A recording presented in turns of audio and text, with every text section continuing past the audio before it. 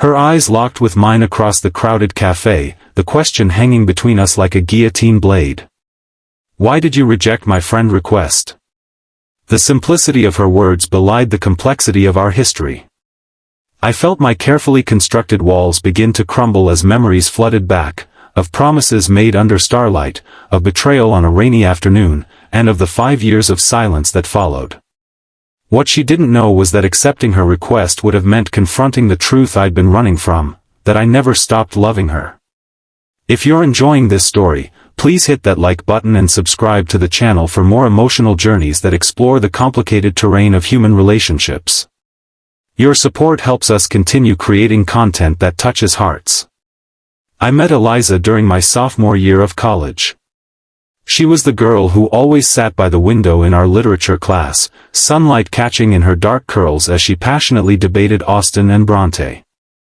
I was the quiet architecture student who sketched building designs in the margins of my notes.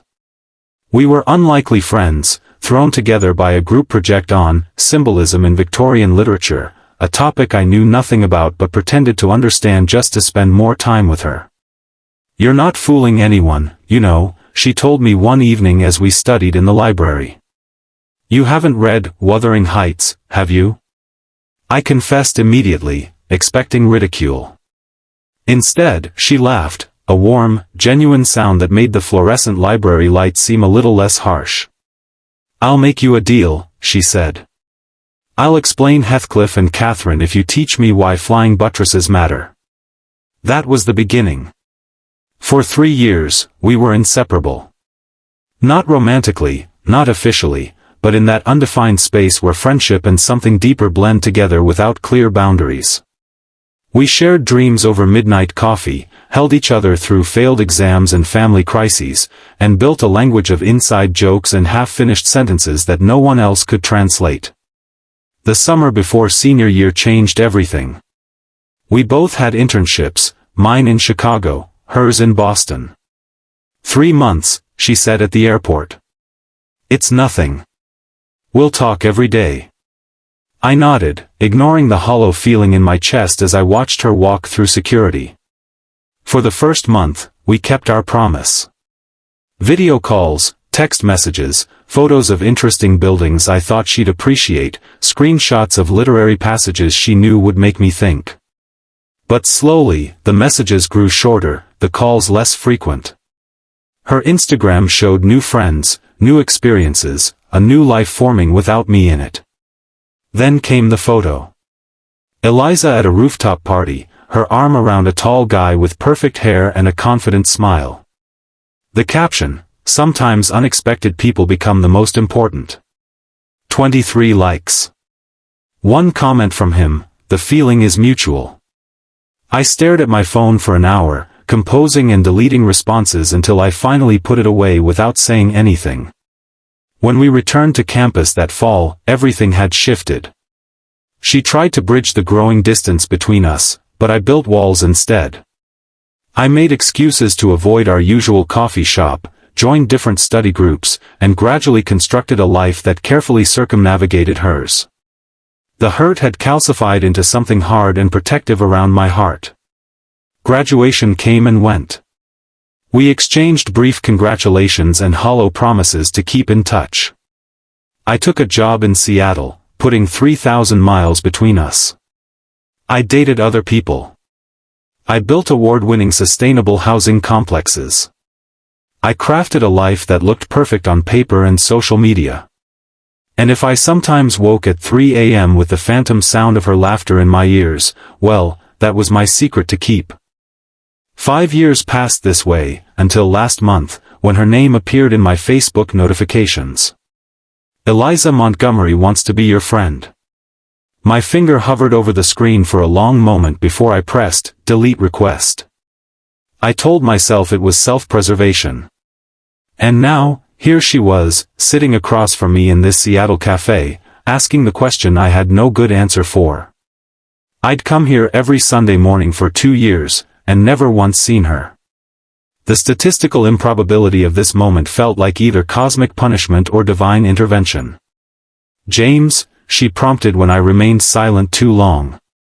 "It's a simple question. Nothing about us has ever been simple, Eliza, I finally said, my voice rougher than I intended.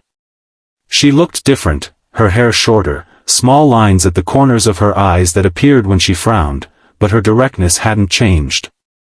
I thought we were adults now. I thought maybe enough time had passed that we could at least be civil. Civil, I repeated, tasting the inadequacy of the word. Is that why you moved to Seattle? For civility? Surprise flickered across her face. You think I moved here for you? That's quite an assumption. Then why are you here? In this city. In this cafe. At this table. She wrapped her hands around her coffee mug, a gesture so familiar it made my chest ache. I got offered a position at the University of Washington. Department of English Literature. And this cafe was recommended by a colleague. She paused. Though I admit when I sent that friend request, I had heard you were in Seattle. I thought. I don't know what I thought. The silence stretched between us, filled with unspoken words and missed opportunities.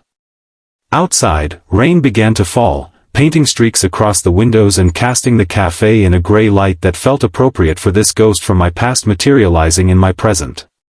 You never called, I said finally. After that summer.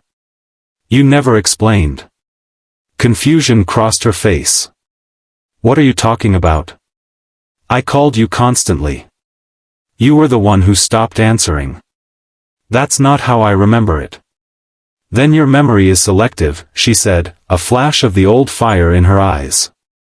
I called you every weekend. I texted you about Michael. Michael, I interrupted. The guy from the rooftop. Understanding dawned on her face. The photo. That's what this has been about for 5 years? James, Michael was my thesis advisor's son. He was showing me around Boston. He was engaged to his high school sweetheart. The foundation of my carefully constructed narrative began to crack. But the caption was about him introducing me to his mother, who helped me get published in a literary journal. She shook her head in disbelief. You threw away our friendship because you were jealous of an Instagram post you misinterpreted? Put that way, it sounded ridiculous. But it hadn't been just that. It had been the growing distance, the feeling of being replaced, the terror of acknowledging what she really meant to me and then losing her anyway. It wasn't just the photo, I said quietly. It was everything changing. It was watching you build a life that didn't seem to have room for me anymore. That's not fair, she said, her voice softening. You were doing the same thing. We were growing up, finding our paths. That doesn't mean I wanted to lose you. The rain fell harder outside, drumming against the windows. Around us, the cafe hummed with Sunday morning conversations and the hiss of the espresso machine, everyone oblivious to the years of history being excavated at our small corner table. Why did you really reject my friend request, James? She asked again, gentler this time. I looked at her, really looked at her, for the first time in 5 years. The woman before me was both familiar and new, like a favorite book reread after many years reveals different meanings. I had spent so long protecting myself from the pain of losing her that I hadn't considered the cost of that protection. Because accepting it would mean admitting I made a mistake, I said finally. That I let my insecurity ruin something important. That I've spent 5 years running from the fact that you weren't just my best friend, Eliza. You were everything. Her eyes widened slightly, and for a terrifying moment, I thought I'd made another mistake. Then she reached across the table and placed her hand over mine. I have a confession, she said. This cafe wasn't recommended by a colleague. I saw you here last weekend. I came back hoping you'd be here again. You could have approached me then. I needed time to prepare what to say. 5 years is a long time to condense into a casual coffee conversation. She smiled slightly. Though I had planned something more eloquent than, why did you reject my friend request? I turned my hand beneath hers so our palms met. What would you have said instead? Something about fate and second chances.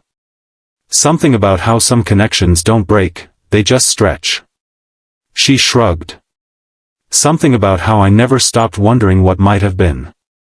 The weight of lost time hung between us, 5 years of separate lives, of experiences unshared, of growth the other hadn't witnessed. But there was something else too, the possibility that those years had shaped us into people who could better understand what they had almost lost. "I'm sorry," I said, the words inadequate but necessary. "For assuming the worst. For not talking to you. For wasting so much time." "I'm sorry too," she replied. "For not fighting harder for you. For letting distance become a chasm." Outside, the rain began to ease, sunlight breaking through the clouds and casting dappled patterns across our table. A new beginning, perhaps, or at least a chance to rewrite an ending that had never felt right. "So," I said, "if I send you a friend request now, will you accept it?" Her smile, the one I'd carried in my memory for 5 years, bloomed across her face. "I think we can do better than that." And in that moment, everything between us shifted again, not back to what we had been, but forward into something new, something that honored our past while creating space for a future neither of us had dared to imagine. As we left the cafe together, walking into the fresh-washed Seattle afternoon, I realized that sometimes the most important journeys aren't about distance but about returning to the truths we've been avoiding, and finding that they were waiting for us all along. If this story touched your heart, please take a moment to like this video and subscribe to our channel. Your support helps us continue sharing stories about connection, forgiveness, and second chances. Remember that sometimes the most meaningful relationships in our lives require courage to maintain, the courage to be vulnerable, to admit mistakes, and to believe that some bonds are worth fighting for, no matter how much time has passed.